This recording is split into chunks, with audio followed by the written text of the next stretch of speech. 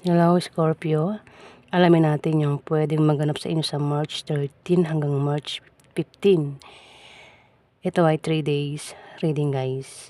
Guys, kung may nagtatanong kung ako po ay may Facebook at TikTok, wala po akong ganyang account. Kung meron kayong malaman na meron akong account sa TikTok at Facebook, hindi po sa akin yan, guys. YouTube lang po ang meron ako. Ayan. Pinapaalala ko lang po. Para nga naman alam nyo, di ba? Ganap ka Scorpio sa March 13 hanggang March 15.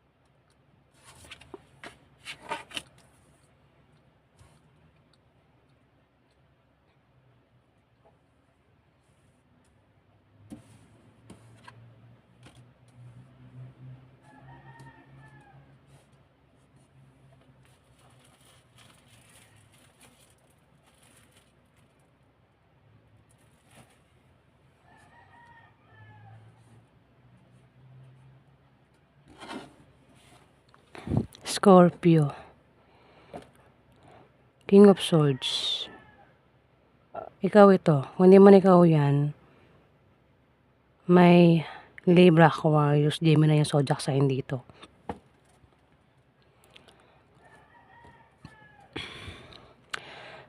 Si King of Swords ay isang matalino, diretso, palagi may opinion, masakit magsalita. Ikaw ba yan, Scorpio? Ikaw ba yung klase ng taong masakit magsalita, palagi may opinion? Kung ganyan ang ugali mo, ikaw yan. Sa loob ng 3 days, maring magkaroon ng away, sagutan, tampuhan, selusan, baka makapagsalita na masakit na salita. Ayan, Scorpio.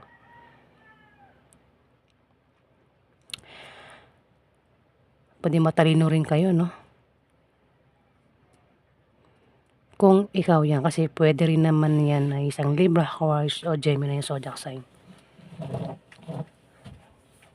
Naiinip na. Pwedeng ikaw, kung di man ikaw, siya yung naiinip dito. Naiinip na sa pwedeng mangyari. Naiinip na sa paparating, pag-alis, plano, basta naiinip na. Ikaw ba yan, Scorpio? Meron ka bang kinaiinipan dito? Emperor. Pwedeng ikaw yan, kundi man ikaw, kilala mo ang emperor na ito na kasabwat. Si emperor, makapangyarihan at may impluwensyang tao. Kung ikaw yan, maaaring sa 3 days na yan, ay may tawang maka-impluwensya sa'yo dito. Pwede rin na ikaw ay magkaroon ng katatagan. Ayan, katatagan. Sorry guys, nabubulol ako. Maaaring kampante ka lang sa 3 days na yan, Scorpio. Pwede rin na ito ay posisyon, promotion. Malakas ka, strength. Ano man yung problemang dumating sa'yo, Scorpio, pagsubok, kayang-kaya mo malampasan. May mga tao na ang tingin sa'yo mahina, pero mukha ka lang mahina, pero malakas ka daw, Scorpio.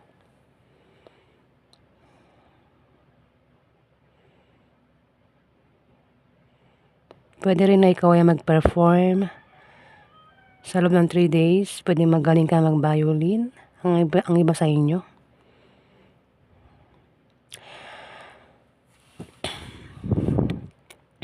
May mabuting stranger o tapat na kaibigan ang maaaring makatulong daw sa inyo dito, Scorpio. Kasi mukhang may pag-atake mangyayari, pwede magkaroon ng away. Pero may tutulong daw dito. Pwede rin naman na kung ikaw ay parang walang magawa, pwede magkaroon nga ng away, may pagsugod. Pwedeng sugurin ka o sugurin mo siya at magkaroon ng away. Pero ikaw naka-stuck lang, wala kang magawa dito, Scorpio. Pero may tutulong sa'yo dito. Meron kang pakiramdam meron kang pakiramdam na nakatali sa isang tao, lugar, sitwasyon, kung ano pa yan. Kung ano pa yan na ikaw daw ay parang walang magawa. Pwede rin na may humahadlang sa'yo dito, Scorpio.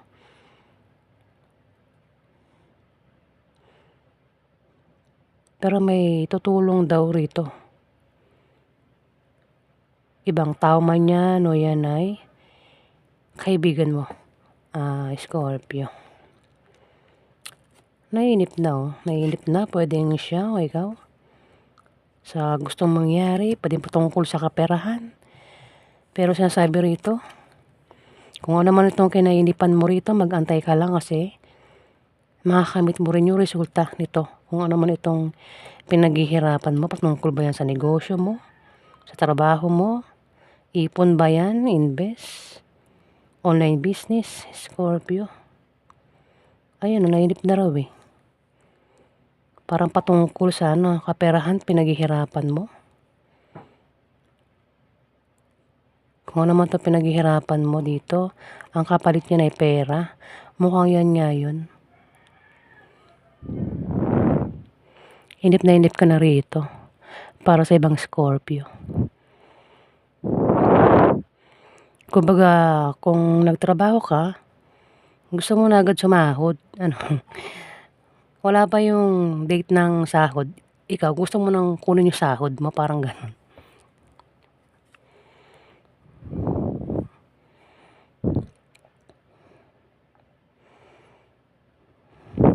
Pwede rin naman, may darating sa inyong bagong kasanayan, kaalaman dito. Pwede rin na ikaw ay maging busy sa kung ano man ito na patungkol sa kaperahan. Pwede maging busy ka sa trabaho mo, negosyo, kung saan pa yan, online business ba yan. Meron ka rin ma-impluwensyahan dito na tao. Ikaw yung ma-impluwensyahan dito. Ayan, Scorpio. Yan diyan ka naiinip sa pinaghihirapan mo, tinatrabaho mo dito. Kumbaga, gusto mo agad magbunga Kumbaga, nagsisimula ka pa lang, ikaw, gusto mo, pitasin na agad yung kahit hindi pa hinog, di ba? Pero sinasabi rito, magantay ka lang, antay mo mamunga, mahinog, bago mo pitasin, di ba?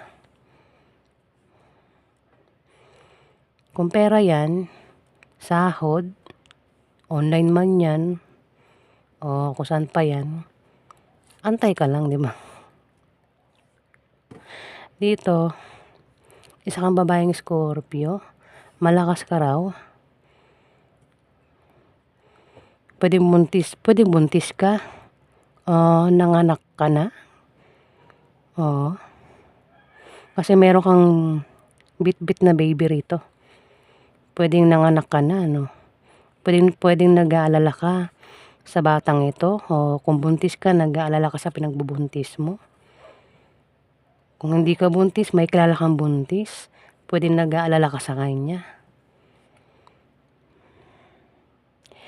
Pwedeng isa kang nurse o doktor, nag-aalala ka sa pasyente mo dito. Pero sinasabi na strength, malakas. Malakas ka o itong may sakit, kung may sakit.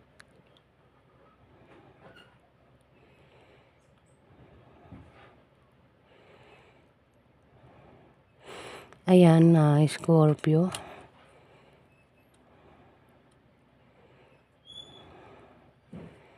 Dito may 5 of Wands.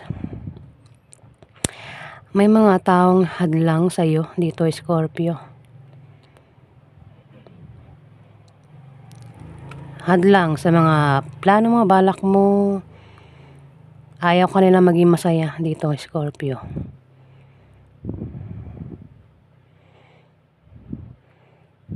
Diyan kaya pala parang naka-stuck ka eh. Kasi may hadlang dito, Scorpio. Pinagingit ka rin sa taong mapanglinlang, malapit lang daw sa'yo, Scorpio. Pwedeng ito ay asawa mo, third party, ex mo, yung basta malapit lang sa'yo, kasama mo lang ito. Kasama mo sa trabaho mo, negosyo mo, sa loob ng kwarto mo. Ayan, Scorpio. Kung sino yung malapit sa'yo, ingat ka raw dito, Scorpio. Mapanglinlang daw ito. Pwede magkaroon ng away sa inyo sa loob ng 3 days.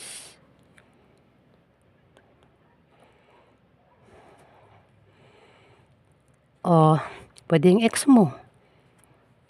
Baka meron pa kayong communication ng ex mo. Pwede magkaroon ng away, may pag-atake dito, may pagsugod eh. Ayan, Scorpio. At ikaw ay feeling stuck, walang magawa. O siya, itong, kasi Knight of Swords, Libra, Aquarius, Gemini, Zodiac sign, pwedeng siya. Pwede rin naman na ikaw yan. May pero kang pakaramdam na wala kang magawa dito sa problema mo, Scorpio. Kasi may hadlang. Parang hindi ka maging masaya. Ayan, Scorpio. May mapanglinlang din. Yung akala mo kakampi mo, na kaharap mo, yung pala pagtalikod mo, hindi mo pala siya kakampi. Diba? Ayan, Scorpio. Taong mapanglinlang. Ayan po yung ganap sa inyo.